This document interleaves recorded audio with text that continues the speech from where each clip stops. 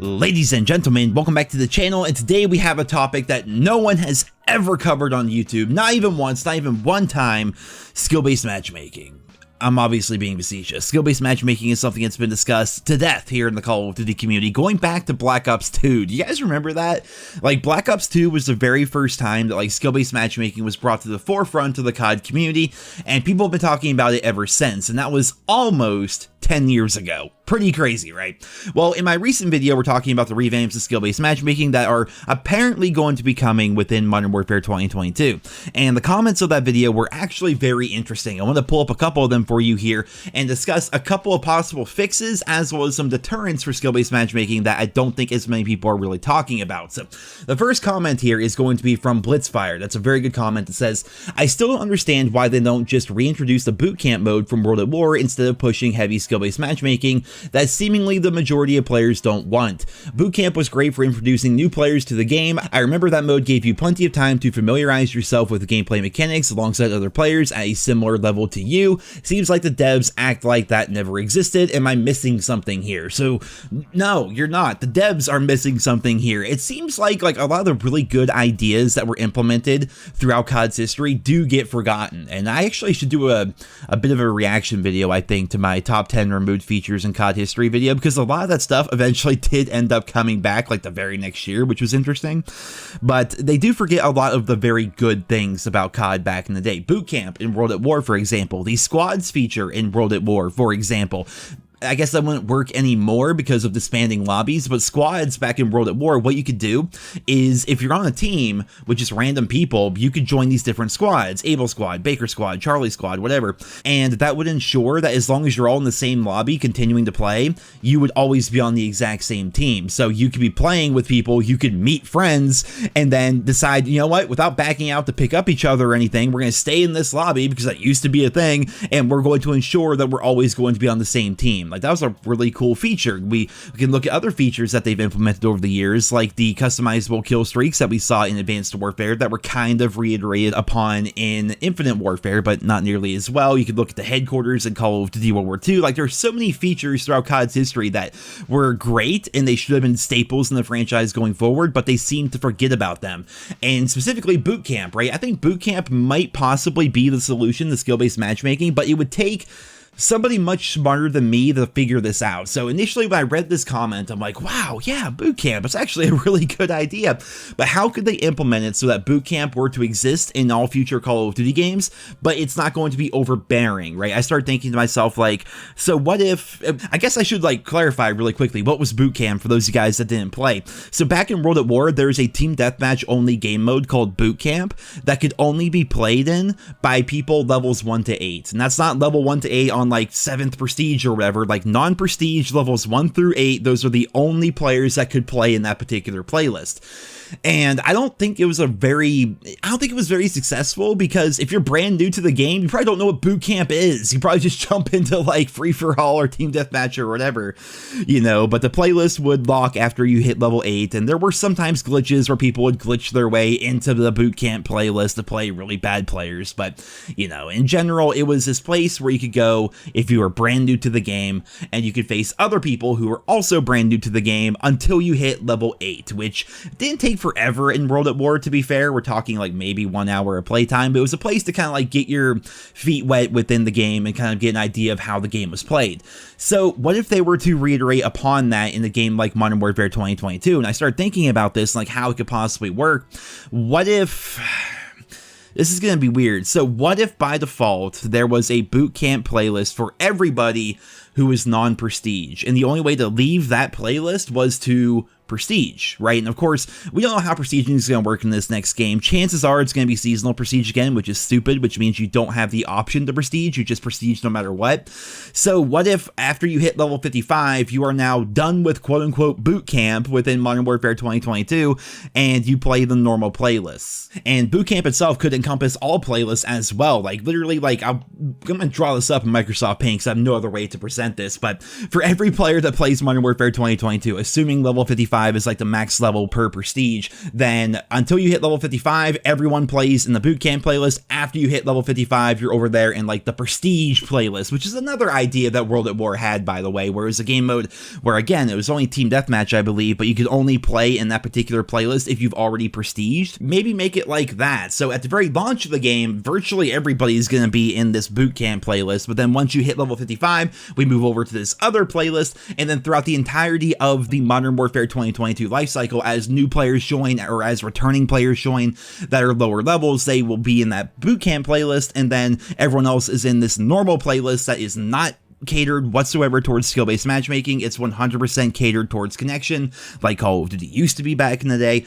That's a possible solution. Again, it's not a perfect solution. It's not like I didn't like, you know, I'm not a game dev. I can't like fix the entire franchise with a YouTube video, for crying out loud. But it's an idea based on Blitzfire's comment, and I think something like that could possibly fix skill-based matchmaking to an extent, and it kind of like it's like meeting in the middle, right? Obviously the solution is just like get rid of skill-based matchmaking, fuck it, it's terrible, nobody likes it, but they're hell-bent on keeping skill-based matchmaking. They're hell-bent on catering the game to new players and things like that. So this is a alternative solution to what they're currently doing that I think the average player like you and I would enjoy a little bit more, because it's not like we're playing ranked play every time we're playing quick match, and for newer players it still does kind of cater to them.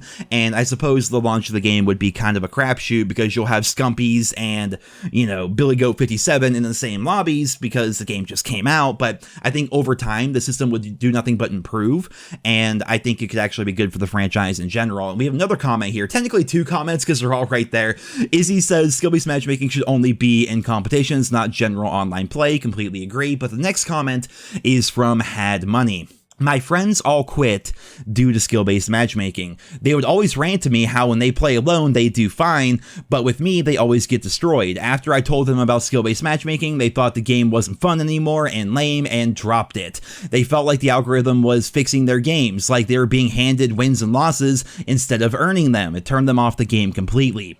So this is a very good comment, it's a very good point, and I suppose this is a bit anecdotal, but that happens to my real-life friends too. It's been happening. So for longtime fans of the channel, you guys may remember my cousin. He's the one that actually got me into the franchise initially. One fabled day back in like 2007, I went over to his house and he was playing Call of Duty 3 on his Xbox 360, and I got to play COD Online for like the very first time. And then like that Christmas, my brother and I got an Xbox to share, and we ended up getting Call of Duty 4, and then that's like what started my COD journey, right? So this is like the guy that got me into COD. I played COD 4 with him, Modern Warfare 2, World at War, like all the old school games, right? He doesn't like playing the game anymore. And this is someone that played the game like all the way back to COD 3, right? And the reason why he doesn't like playing is exactly what Had Money said in his comment. He says when he plays by himself, it's actually pretty fun. He kind of enjoys it because he plays people of like a similar skill level. He's usually top 3 on the team, so on and so forth, right? But when he plays with me, or if he plays with like any of our other friends, he gets destroyed. Like every lobby, it's just like, it's so bad for him. He has no fun really because everyone there is so much better than him.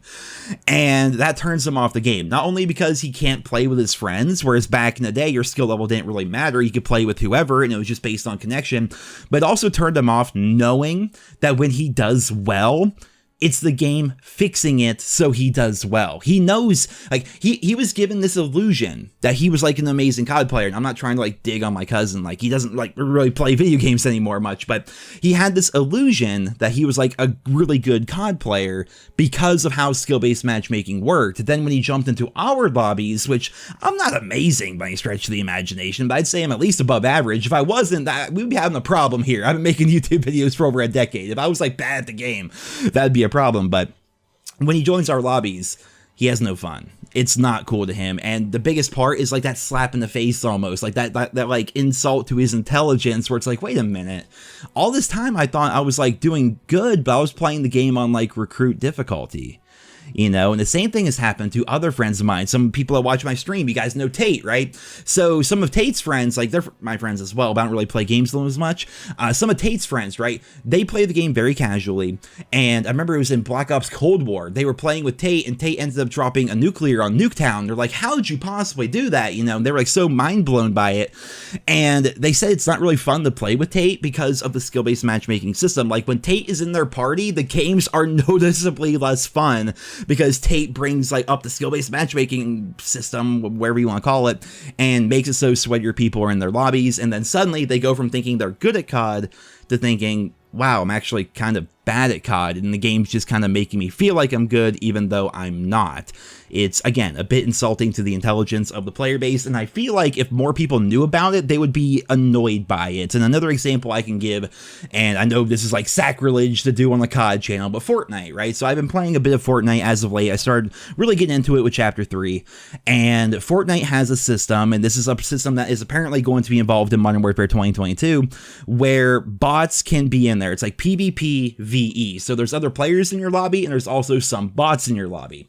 And even from day one, bots feel bad. They really do, because, you know, I've had so much, like, I got like 100+ wins in Fortnite now, right? And I can't tell you the amount of times, because I'm getting better, so therefore there's like less and less bots in my lobbies, but I can't tell you the amount of wins where like we're getting all ready, we're getting all intense, we find like the final team, and it's literally just a gaggle of bots just walking around going, dude, and then we shoot them, we're like, wow, we win. Like, you know, that sucks. It really does suck, because sometimes you like find other players and you like outplay them, that feels really good, and then the next fight you get into, you're like, oh, these are literal bots. You can tell because they can't hit me, they're just standing there jumping and crouching, and like, it just sucks, man. And you know, the idea of skill-based matchmaking as well, it's a bit different in Fortnite now since they added the no build mode, because I like that a lot more.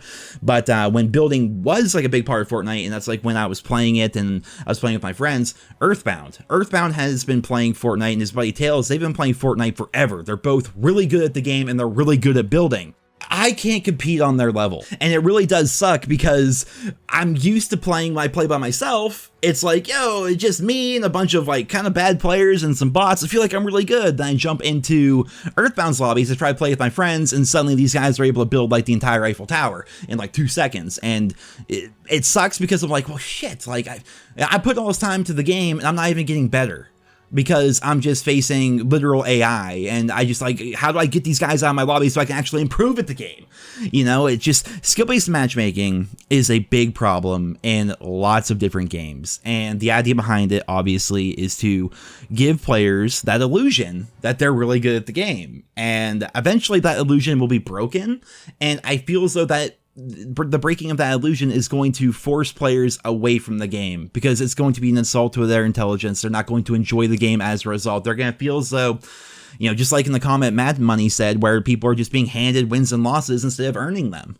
And it doesn't feel good when that happens, right? So the idea obviously is to, you know, give the people that illusion, and then maybe they're going to be more enticed to like want to spend money in the shop or buy battle passes or maybe become long-term fans. But I think the way you make long-term fans in the COD franchise, and I suppose really any franchise in general, is to make it so players aren't just randomly catered and handed wins and losses, but rather just make the games based on connection. We can understand when we're not good at a game. You know, we can jump into a game and go, wow, I kind of got destroyed right there, but you know what? I'm brand new. Time to get better until I get as good as that guy. And then you go at it, right? You keep on playing, you keep on working, you keep on enjoying yourself, and eventually you get better, and then that progression feels really good. In a game like COD with skill-based matchmaking, I've talked about this so many times, but like, you're punished for being good. If every time you play the game, you're only facing other people of a similar skill level, even in quick play, for crying out loud, then you don't actually notice yourself getting any better, right? You want to, like, it's like lifting, right? Like, if you keep a log when you first start lifting, you're like, I'm gonna make up numbers. I can lift, 50 pounds or whatever, but now I can lift 60. Now I can lift 70. Now I can lift 100. Now I'm up to 150. You can watch that progression happen.